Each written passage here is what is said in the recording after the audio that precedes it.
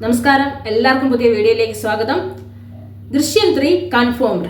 ലാലേട്ടൻ തന്നെയാണ് അദ്ദേഹത്തിന്റെ Facebook page വഴി ഈ വിവരം പങ്കുവച്ചത്. ദൃശ്യം 3യും ഇനി നമുക്ക് കാണാൻ കഴിയും. രണ്ട് ഭാഗങ്ങളായി വന്ന ചിത്രമാണ് ദൃശ്യം. ദൃശ്യം 1ഉം ദൃശ്യം 2ഉം തിയേറ്ററുകളിൽ വൻപിച്ച വിജയമാണ് നമുക്ക് നേടിത്തന്നത്. അത് മാത്രമല്ല, ജോർജ് കുട്ടി എന്ന് പറയുന്ന 4ാം ക്ലാസ്സുകാരന്റെ ബുദ്ധി എന്താണെന്ന് കാണിച്ച ഒരു ചിത്രവും കൂടിയായിരുന്നു ദൃശ്യം. വെറും ഒരു 4ാം ക്ലാസ്സുകാരന്റെ ബുദ്ധിയല്ല അവനെന്ന് ഒരു IPS ഉദ്യോഗസ്ഥ കൺഫേം ചെയ്ത ഒരു സിനിമ. സ്വന്തം കുടുംബത്തിന് വേണ്ടി ഒരു പ്രശ്നം വന്നപ്പോൾ എങ്ങനെ നിൽക്കുമെന്ന് കാണിച്ചു തന്നൊരു കുടുംബനാഥൻ. നമ്മളെ ലാലേട്ടൻ, മീന, എസ്തർ അനിൽ, അൻസിബ, കലാഭവൻ ഷാജോൺ, ആശാ ശരത്ത്, സിദ്ദിഖ് തുടങ്ങിയ ഒരു നീണ്ട നിരയുള്ള ചിത്രമായിരുന്നു ദൃശ്യം. ദൃശ്യം 1 തന്നെ നമ്മൾ കണ്ടപ്പോൾ നമ്മളെ തിയേറ്ററിൽ പിടിച്ചിരുത്തി എത്തുന്ന തരത്തിലുള്ള ഒരുപാട് സംഭവ ബഹുലമായ മുഹൂർത്തങ്ങളുള്ള സിനിമയായിരുന്നു. അത് കഴിഞ്ഞതിന് ശേഷം ദൃശ്യം 2 ഉണ്ടാകുമെന്ന് പറഞ്ഞു. അതുപോലെ തന്നെ ദൃശ്യം 2ഉം തിയേറ്ററുകളിലേക്ക് എത്തി. അതിൽ തന്നെ വേറെ 3-4 ക്യാരക്ടേഴ്സ് നമ്മുടെ അടുത്തേക്ക് വന്നു.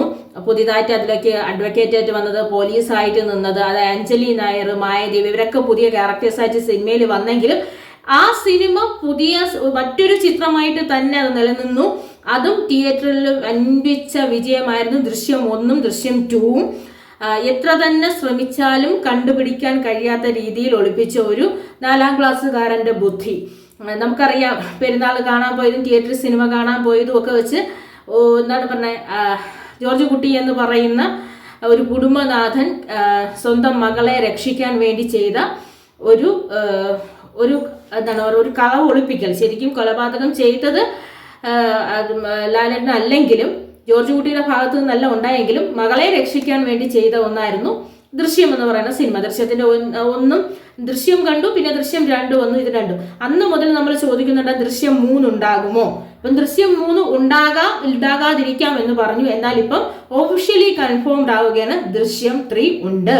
ജിത്തു ജോസഫിന്റെ ദൃശ്യം 3യും നമുക്കിനി കാണാൻ കഴിയും.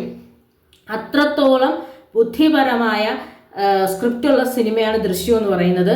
ലാലേട്ടന്റെ അഭിനയ മികവ്, ലാലേട്ടന്റെ മാത്രമല്ല, കുഞ്ഞ് എസ്തറായിട്ട് വന്ന് ഇപ്പൊ വലിയ എസ്തറായിട്ട് നിൽക്കുന്ന എസ്തറിന്റെ, അൻസിബയുടെ, എല്ലാവരുടെയും അഭിനയ മികവും, അതുപോലെ തന്നെ കലാഭവൻ ഷാജോൺ എന്ന് പറയുന്ന നടന്റെ മൃഗീയമായ പെരുമാറ്റം കൊണ്ട് ഒരുപാട് നമ്മളെ വേദനിപ്പിച്ച പെരുമാറ്റമുള്ള ഒരു പോലീസുകാരനായിരുന്നു അദ്ദേഹം. അങ്ങനെ ഒട്ടേറെ നല്ല മുഹൂർത്തങ്ങൾ ചേർത്തിണക്കി ബ്രില്യൻ്റ് ആയ ഒരു സിനിമയായിരുന്നു ദൃശ്യം. ഇനി ദൃശ്യം 3യും ഇതുപോലെ നമുക്ക് നമ്മളെ, അതായത് പ്രേക്ഷകരെ പിടിച്ച് നിർത്തുന്ന ഒരു കഥ തന്നെയായിരിക്കും. നമുക്ക് ഉറപ്പ് പറയാം.